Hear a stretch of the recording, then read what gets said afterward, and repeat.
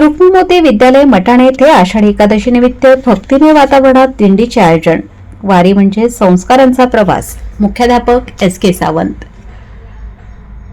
शनिवार आषाढी एकादशी निमित्त रुक्मिणीमोती माध्यमिक विद्यालय मटाणे तालुका देवळा येथे अत्यंत भक्तिमय आणि उत्साहपूर्ण वातावरणात दिंडीचे आयोजन करण्यात आले।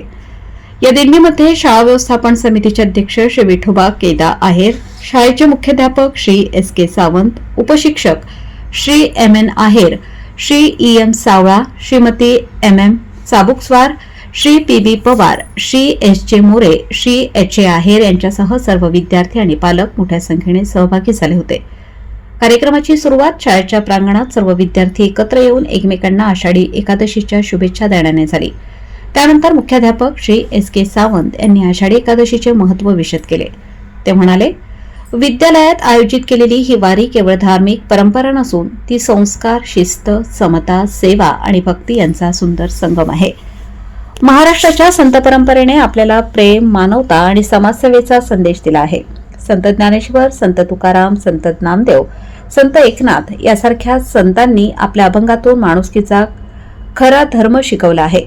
ते पुढे म्हणाले, वारी म्हणजे फक्त पंढरपूर पर्यंतचा प्रवास नाही, तर वाईट सवयींपासून चांगल्या सवयींकडे जाण्याचा प्रवास आहे।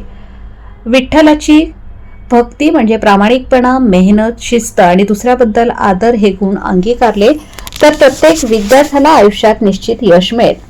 आजच्या विज्ञान आणि तंत्रज्ञानाच्या युगात आधुनिक शिक्षण घेत असताना आपल्याला मार्गदर्शनानंतर टाळ मृदंगाचा गजर आणि हरिनामाचा गजर करत दिंडी शाळेच्या प्रांगणातून निघून संपूर्ण गावातून फिरली। वाटेत ठिकठिकाणी माता भगिनी या वारीचे मनोभावे स्वागत केले।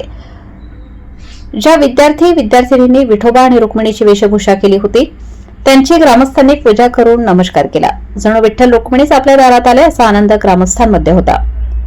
दिंडीचा समारोप पुन्हा शाळेच्या प्रांगणात झाला। यावेळी सर्व विद्यार्थी, शिक्षक आणि पालकांनीही हरिनामाचा गजर करत गोल रिंगणाचा आनंद लुटला। या उपक्रमामुळे विद्यार्थ्यांमध्ये धार्मिकता, शिस्त आणि संस्कार रुजवण्यास मदत झाली। वृत्तसंकलन समाधान केदारे, कार्यकारी संपादक, देवळा।